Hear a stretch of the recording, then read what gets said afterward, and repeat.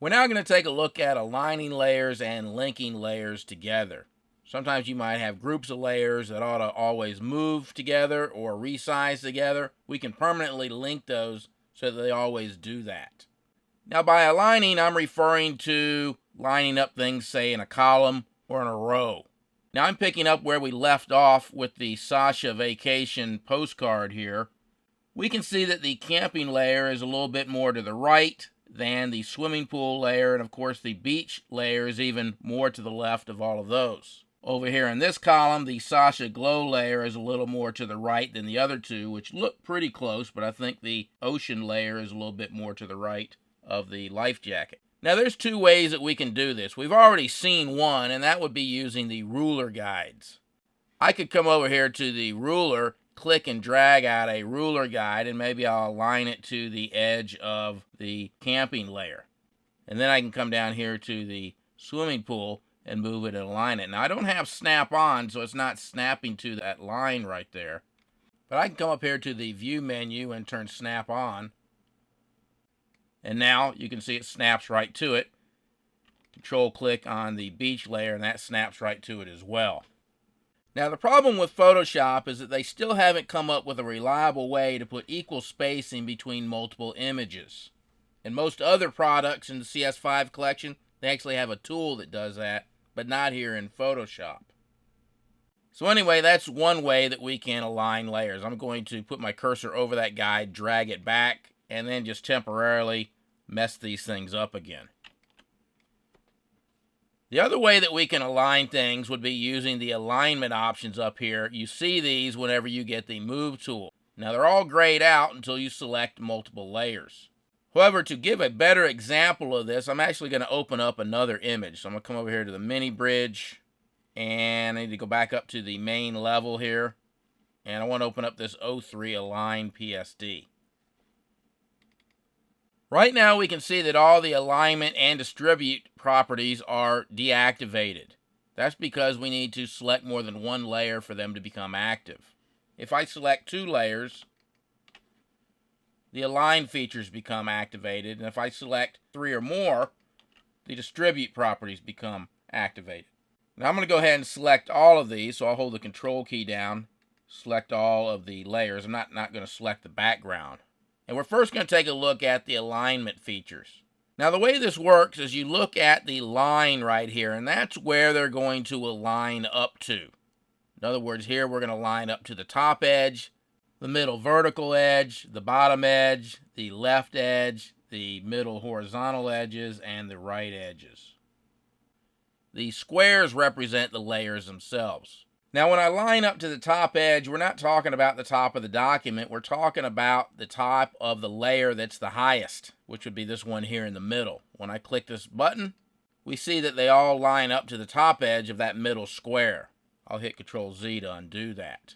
The Align Vertical Centers does not align these in the middle of the page. What it does is it takes the topmost item and the bottommost item and then figures out where's the middle of that group. And that's where they all line up to. Control Z on that. Of course, this will line them to the bottom of the lowest one. Control Z to the left based on the leftmost one. The horizontal centers based on the middle of the group, not the middle of the page. And finally, to the right of the rightmost one. So if you want them all to align right based on this one right here, you need to make sure that all the other items are to the left of it. So when you come over here and select the entire group and then hit align to the right, it aligns up to that bottom one, the one you wanted it to align to. Hit Control Z a couple times there, Control Alt Z to get it back. Now I'll reselect all of these. Let me get this one up here at the top as well. And now we'll take a look at the distribute icons here. Again, I don't find much use for these, particularly when your objects are of different size. Now for me to explain what's happening here, I'm actually going to have to push the button. And I'm going to push the distribute the top edges. And what that does, it says that the distance from the top edge of this one to the next one is the same distance as the top edge of Object 2 to object 3, which is the same distance from the top edge of 3 to 4 and to 4 to 5. Now, for the most part, there's not much use in that. I don't know, what you would use that for. However, if all your objects happen to be the exact same size, you could use the distribute edges to put equal spacing between multiple objects. Remember I told you Photoshop did not have a way to do that? Well, this is the only way, but it only works if everything's of equal size. How often is that? Probably not often, but let me give you an example. I'm going to select shape number 6 here, and I'm going to copy it. I'm going to hold the Alt key down, click and drag to get 1 copy, 2 copies, and 3 copies. Don't know where that guide came from, but I'll just slide that out of the way. And I'll slide this one up, that one up, that one up, and leave that one here. First off, you need to make sure that your last one and your first one are in the positions you would like them to be. What's going to happen is these middle two are going to move and put equal spaces between all of them. I'll have to select all 4, come here and say align the tops, and you saw the middle two move, the top and bottom did not move. I can then come over here and align to the right and line them all up that way. That is the only circumstance in which you can get equal spacing between objects. They need to be the same size for this to work. And by that I mean if you're lining them up in a column, they need to be the same height. And if you're lining them up in a row, they all need to be the same width. So let's jump back over to our backdrop here. And let's say that we want to make the camping layer the one that stays in position, and we want all the other ones to line up to the left edge. Well, first off, to do that, we need to make sure the beach layer is further to the right. I'll select the beach, I'll hold down the control key, select the swimming pool, and select the camping. And then I'll hit align to the right, to the left. And they all move to line up to the leftmost one, which was the camping picture. However, the spaces in between these 3 items are not equal.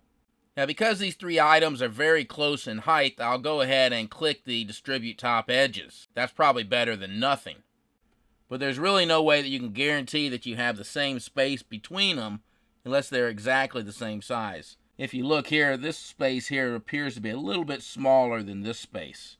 The only way that you could actually get equal spacing would be to get the middle layer, the swimming pool layer, and use your up and down arrow keys to nudge it into place, basically eyeball it. Now my arrow keys for some reason aren't working right now, so I can't show you, but that's what you would have to do. I mean, I could come over here and hold the shift key down and drag it. Holding the shift key keeps it from going left and right, and I'd have to just eyeball that spot right there. So unless they're exactly the same height, all 3 pictures, you can't use the distribute edges to put the space in between.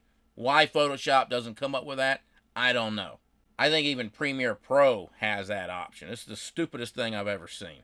Photoshop's been out for 20 years, and the Photoshop programmers still can't figure that one out. Let me come over here and grab the Sasha Glow, the life jacket, and the ocean layer, and I'll come up here and hit align to the right. And I'll hit the distribute tops as well. Again, that's probably better than nothing right now. That'll do a decent job because they are fairly close in height. Now, when we move these images around, we probably want to move them as a group. We got them all lined up. I don't want to come over here and move one of these things like the beach layer and then sit and have to realign everything. Once I got them in position, I like them to sort of be linked together. Now, I can select all of them and move them as a group. The problem is they're not grouped permanently. As soon as I select just one of them, I'm back to getting just one. So if you have a group of objects that need to move together, select all of them and come down here to the bottom and click this link button.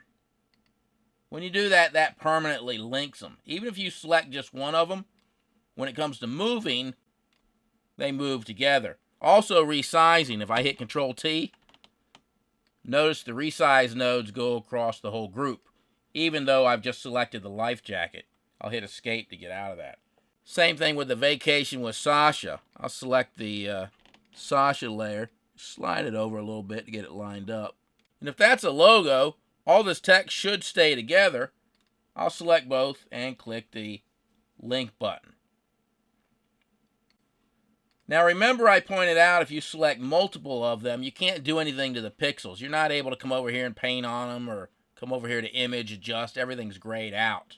But when you link them together and you select one of them, even though they're linked for movement and resizing purposes, you can come over here and make pixel changes to the different layers. I'll turn this one black and white.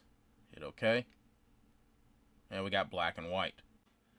Now, if you want to unlink things, maybe I want this column to be linked together and this column to be linked together. First off, I'll select the ones I want to unlink, the Sasha Glow, Life Jacket, and Ocean. Simply hit the link button again to unlink. Those are no longer linked to the first group. Since they're already selected, I could hit link, and now they're linked together. So these three are going to move. Even if I select one of them, those three are going to move together. And if I select this here, these will be moving together. Now, if you don't have anything selected, you won't see any of the little link icons. You have to select something to see which ones are linked together. So that's aligning and linking layers.